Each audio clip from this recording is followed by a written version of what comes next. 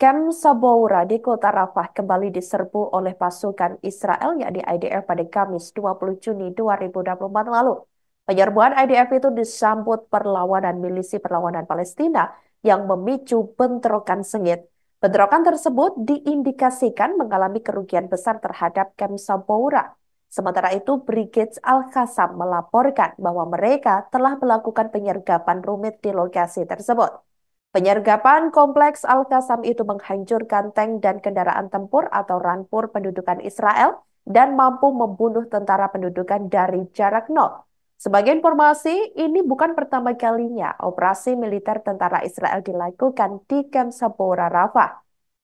Pada Selasa 11 Juni 2024 lalu, IDF mengalami kegagalan besar saat memasuki kamp tersebut.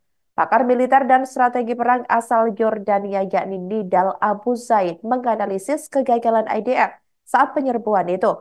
Pada penyerbuan ini, IDF dilaporkan menderita kerugian telak dengan sejumlah personil mereka yang tewas karena perlawanan dari Brigade Al-Qassam sayap militer Hamas. Dalam penjelasannya, Abu Zaid menyebut penyerbuan IDF itu sebagai operasi karatan, yakni merujuk pada buruknya strategi dan koordinasi militer di antara pasukan operasional IDF di lapangan. Dia menjelaskan apa yang dihadapi oleh IDF di Rafah saat ini baru datang dari perlawanan dua batalion milisi perlawanan, yakni Batalion Sarkia dan Batalion Camp Yabana.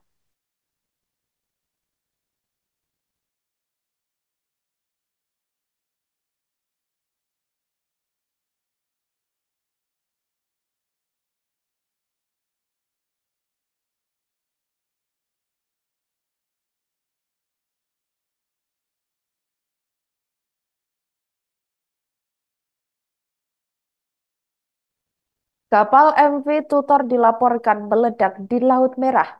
Angkatan bersenjata Yaman, yakni YIF yang terafiliasi gerakan Houthi, mengumumkan hal tersebut pada Rabu 19 Juni 2024 lalu waktu setempat. Mereka juga mengklaim telah menggunakan senjata baru, yakni untuk menargetkan dan menenggelamkan kapal kargo MV Tutor tersebut. Pernyataan itu mengindikasikan bahwa beberapa senjata angkatan laut digunakan untuk menargetkan dan menenggelamkan NV Tutor. Meski begitu, tidak ada rincian lebih lanjut yang diberikan terkait senjata terbaru yang mereka miliki. Pada hari Selasa 18 Juni 2024 lalu waktu setempat, Angkatan Laut Inggris mengkonfirmasi bahwa MV Tutor milik perusahaan Yunani ini telah tenggelam, yakni setelah serangan pesawat tidak berawak oleh Houthi pada Rabu 12 Juni 2024 lalu. Juru bicara Keamanan Nasional Gedung Putih John Kirby juga mengatakan pada hari Senin 17 Juni 2024 lalu bahwa serangan itu telah menewaskan seorang anggota kru yang berasal dari Filipina.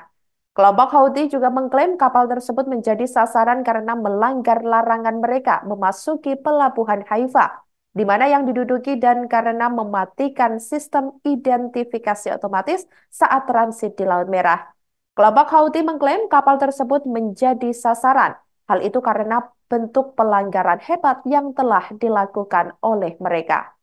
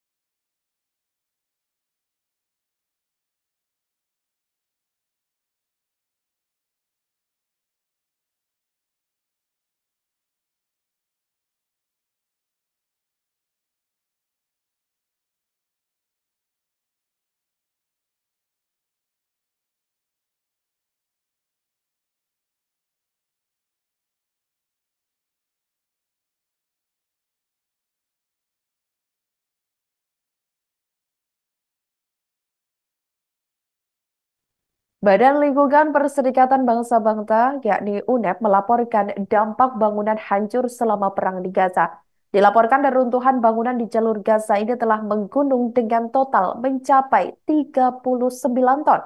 Lebih dari 360 ribu bangunan di Gaza dilaporkan hancur dan berubah menjadi gunungan reruntuhan hingga menyebabkan bencana lingkungan. Reruntuhan itu menggunung akibat pengeboman intensif yang terus-menerus dilakukan Israel sejak 7 Oktober 2023 lalu. Tak hanya memicu gunungan reruntuhan, serangan Israel menggunakan bom nuklir juga membuat Gaza terpapar risiko polusi tanah, air, dan udara.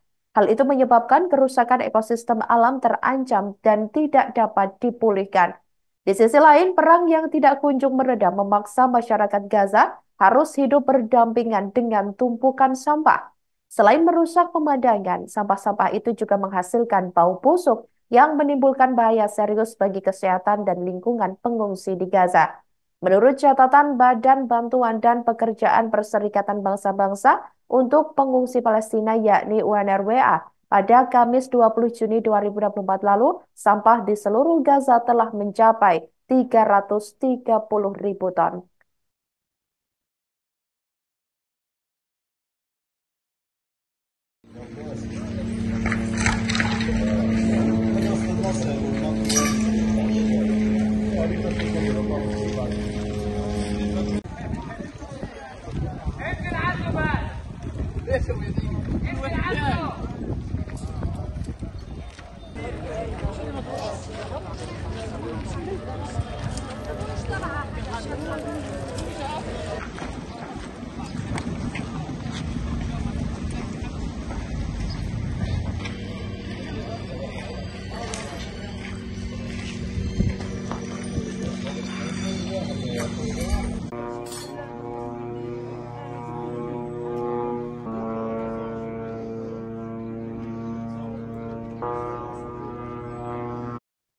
Demikianlah Viral News kali ini, saudara. Jangan lupa download aplikasi Tribun X untuk informasi lebih lengkap di www.tribunx.com.